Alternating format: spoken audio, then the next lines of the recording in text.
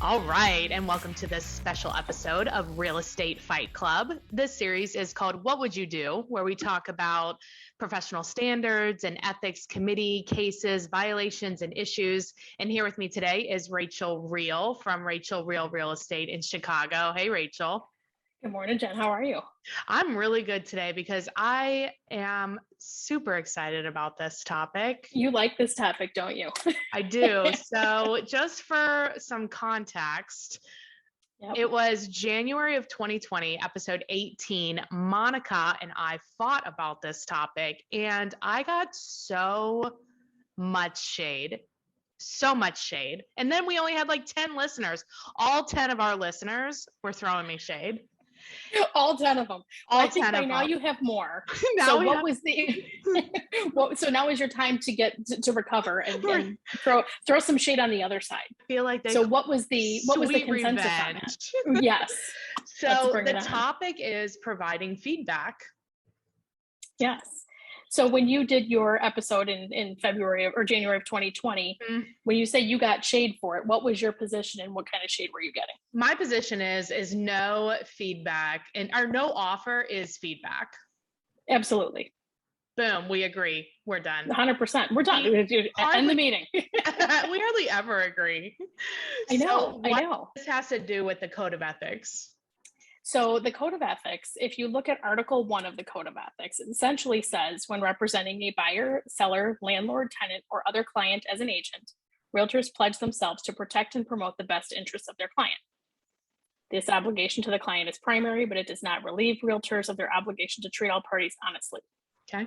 When serving a buyer, seller, landlord, tenant, or other party in a non-agency capacity, realtors remain obligated to treat all parties honestly. Pretty straightforward there. Forward, yeah. Right. So when you're acting as a buyer's agent, you have a fiduciary duty to your buyer to maintain confidentiality as to what their position might be on a property. Right.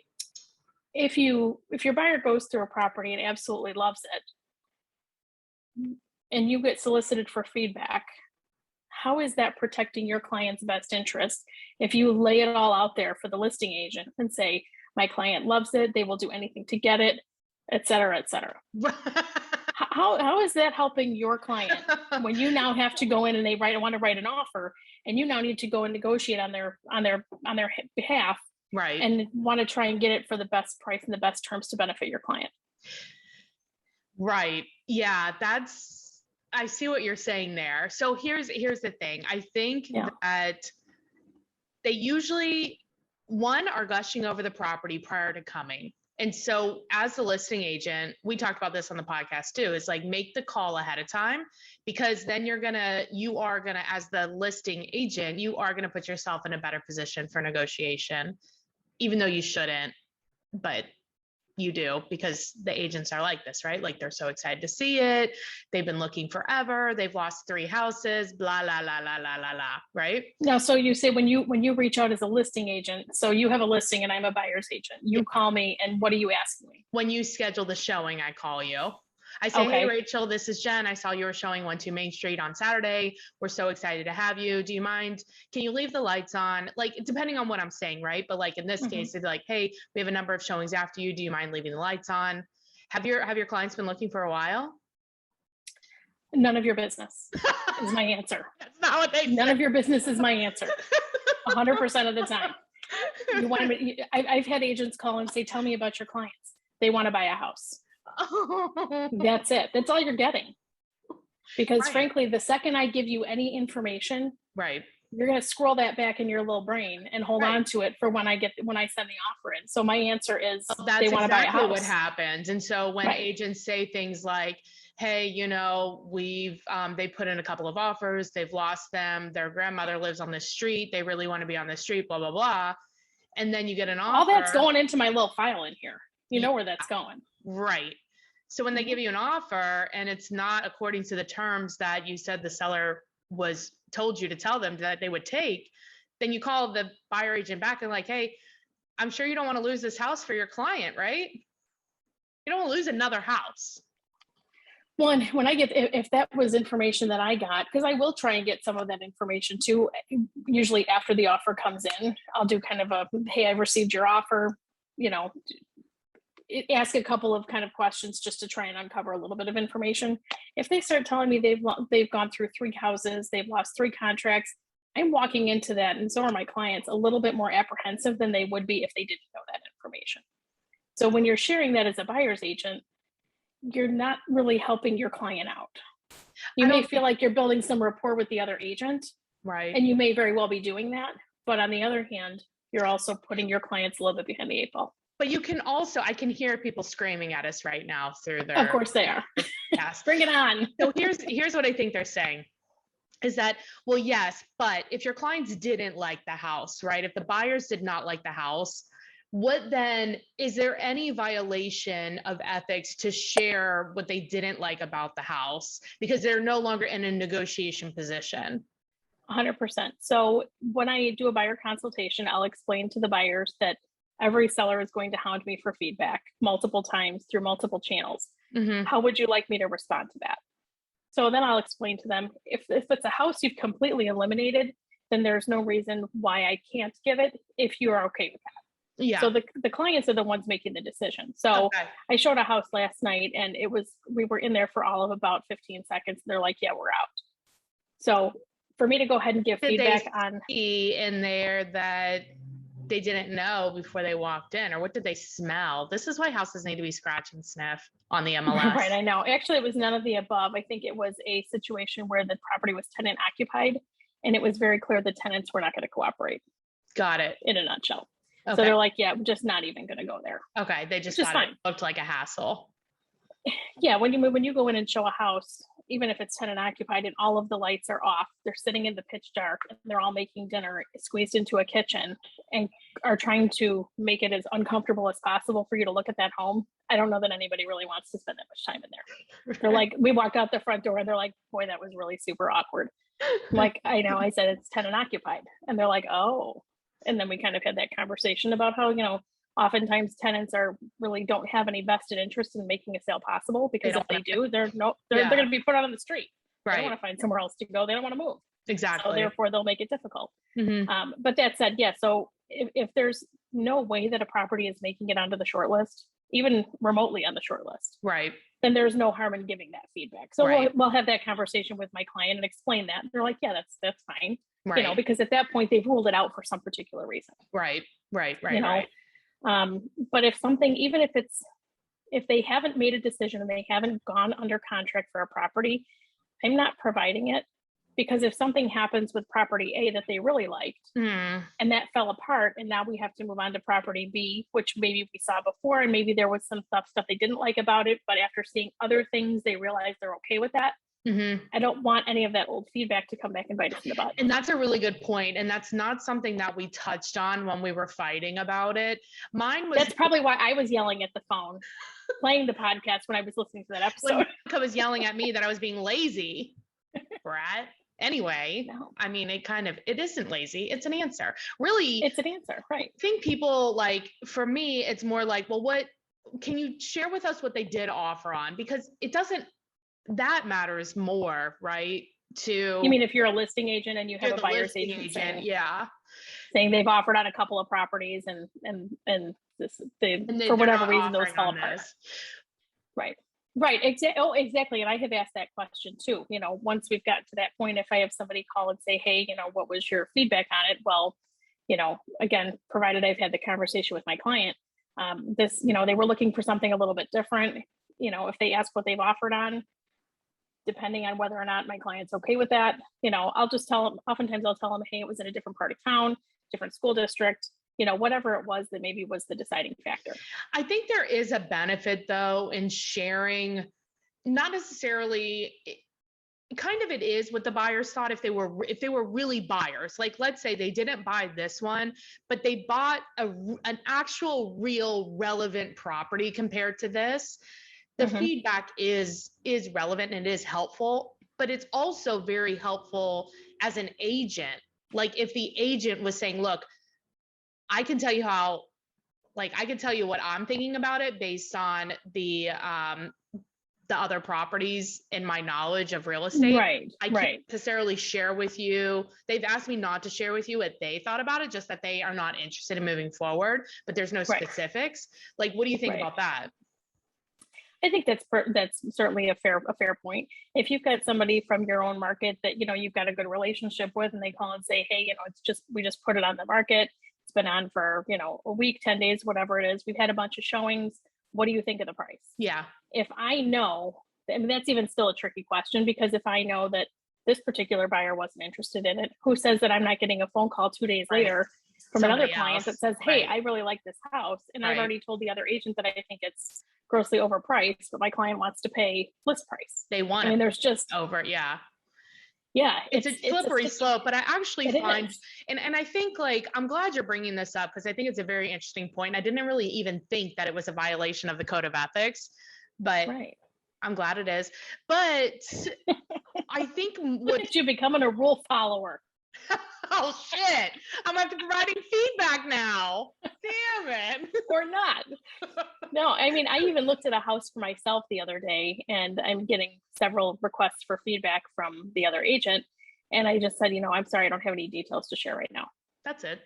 So, I mean, it's just really what it is. Oh my God, every agent in your market hates you. They probably do. But, you know, when I explain, hey, my client hasn't authorized me to, you know, to give away any of their negotiating information, why would I do that? Yeah. I mean, when you think about fundamentally what is feedback, it's the seller's agent, listing agent, explaining to their client why somebody didn't like it. Now, if you've done a good and thorough job in your listing appointment, when I have that conversation with the seller, it's every agent who walks in here is going to ask me for feedback. Or I'm going to ask them for feedback. They're gonna provide it maybe 10% of the time. Maybe. And here's why we're not gonna get it. Because they don't like it. Well, not that they don't like it, but it's their duty to protect the interests of their client. Mm-hmm. So why are they going to give me information that might harm their client should they decide to move forward with this house down the road? Yeah, no, that makes sense. So if you set that expectation, then you don't have a seller constantly going, well, what do they think? I mean, I have sellers that will text me before the showing window is even closed going, did you get feedback? Did you get feedback? Did you get... I know. No, oh my God. No, I'm not getting, no, and I'm not going to get it. When it comes in via the app, and you get it the same time I do. So it's an automatic push to your phone. Oh, that's interesting. See, I get it first because I always know what they're saying is whatever they said for the price. Oh, absolutely. And I say that, and it does come to my phone, and 99% of the time I'll just forward it. So it does essentially come to both of us at the same time. But if there's one that's just completely rude or obnoxious, then I won't send it. Yeah. Because I think there's, you know. Yeah. And I'll make it clear that says like whatever they say, and it'll be like for the price or at this price, blah, blah, blah, blah, blah. Right. You always have to start or end the sentence with at this price. Mm-hmm. whatever the statement might be, because you can sell anything if it's priced correctly. Now, I think this is a good conversation, but I think that we have an assumption here that I don't actually think is true. The assumption, and I think what I'm finding mostly when I am talking to a number of agents that are showing property is that they actually don't know anything about their client, which is why there's no feedback. And they're also not willing to push the client to be like, okay, you know, I know that you prefer a more neutral home. This home has a ton of different colors. If it were painted, would you like this home? If it were blah, would you like this home? If you were to make an offer, if this was the only house left and you had to move, what would the offer be? I think that as buyer agents, there's an opportunity to do better at that. Well, that's why I think that, you know, traditional buyer agency, when you explain buyer agency to a client versus the options that buyers have to go online, hit a button and someone shows up. Right.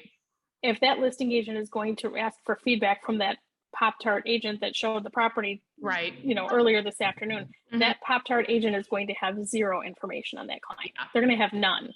So in that case, it makes the feedback completely irrelevant. Exactly. So to your point, when you really know what your client is looking for, and you've been in multiple homes, I even tell my clients, hey, you know what, this one wasn't for you, but I'm glad we know that, because now I know what you don't like. Right. Exactly. So now we're going to narrow this down even further. We don't have to look at 30 homes. We may be looking at 8 to 10. Right. No, that makes sense. Well, let's just do a short break. I want to tell you about a couple other partners, and then we can have some final thoughts. Sound good? Excellent. Works for me. Yay. Okay. So, two of our partners that I was thinking about while we were having our conversation is, the first one is my coach. So it's Coach John Kitchens. He's amazing. But why I was thinking about him is because as we as agents are improving our process, and part of this process is really knowing what your buyers want, he can help give you examples and help you figure out, what does your buyer consultation look like? What does your intake form look like? And we also have some on the vault. So you can go to jennifermertlin.com/vault. But as a coach, he can really help you hone your process. And so he is offering a free 30-minute business analysis. So it's called coachkitchens.com, and you can enter in Fight Club and get that for free. And the other thing that I was thinking of is our new partner, Cyberbacker, because then once you figure out what you want to ask, you can have your VA write it up. Oh yeah, baby. There you go. There you go. So you would go to cyberbacker.com if you're looking for some virtual assistant help. They've been great. I mean, they can handle so many tasks. It's insane the amount of things that they can get done in such a short amount of time. Like, they're faster than. Right, because they're focused. They're not dealing with 20 requests for feedback on a random Tuesday afternoon. Have ADD. Like us. Yeah. Right. We're all over the place. Right. So you go to cyberbacker.com, enter in Fight Club. The first 20 people or so are going to get a free gift, but you'll get some special deals and stuff there too. All right, Rachel, I'm glad you're on my side. I really appreciate it. Anytime. But I think this is something that, if the expectation were set on both sides, between the buyer side and the listing side, you're not going to, it's just going to make the whole thing a whole lot simpler and a whole lot more straightforward. Why create animosity by being the person who isn't responding to?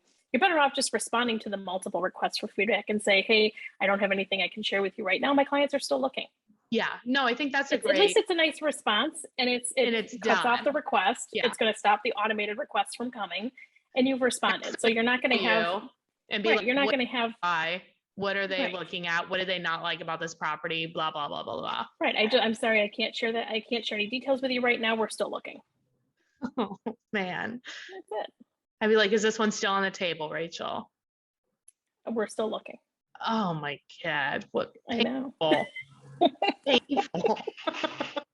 Oh, it so is. But when you think about it from the other side, it really does put you behind the 8 ball. You're right. If you're then going to write an offer on that property, or if you're not wrong. Even if this client isn't going to write it, 2 days later you may be writing it for somebody else, and now you've given them your opinion on it, and now you've got to. How do I take that back? I can't. No, you're right. I can definitely see it from your point of view. I mean, I generally look at things as a listing agent, but yeah, no, I get it, and I like how in the listing presentation you're setting up that, because part of our thing is that I say is that we communicate a lot, like that I call the agents before they go to show it, so we can find out enough about their buyers to negotiate better. But on the flip side, if they really truly know what they're doing, they're not going to give us anything. They're not going to give you that. Right. And so I think I'm going to add that piece to our listing presentations. Right. And to your point, the only feedback. The only feedback that's important is an offer. Mm-hmm. If we don't get an offer, that's feedback. Yeah. And when you're sitting down with the seller and you're going through the listing preparation and discussing a price, you're looking at all of these things. So buyers agents will say, well, why am I going to do your job for you? You should have done that. And they have a bit of a point, because frankly, we know what buyers want, because we're also working with buyers at the same time. Mm-hmm. So if I walk into a house on a listing appointment, I'm looking at it through the eyes of a buyer that I might bring through here 3 days from now. What is that buyer going to say about that property? To have your point of view too. Like, maybe I didn't see something, or collaboration. Rachel. Right. Most of the time, I think it's that the sellers want another opinion other than yours. Yeah.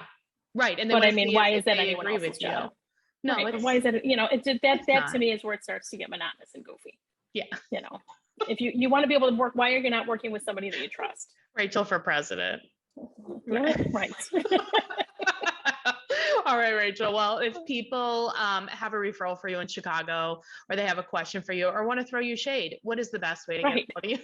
You can throw me shade anytime at my text message on my cell phone at 630-542-8688 or rreal@dealwithreal.com. Awesome. Thanks, Rachel. Thanks, Jen. See ya.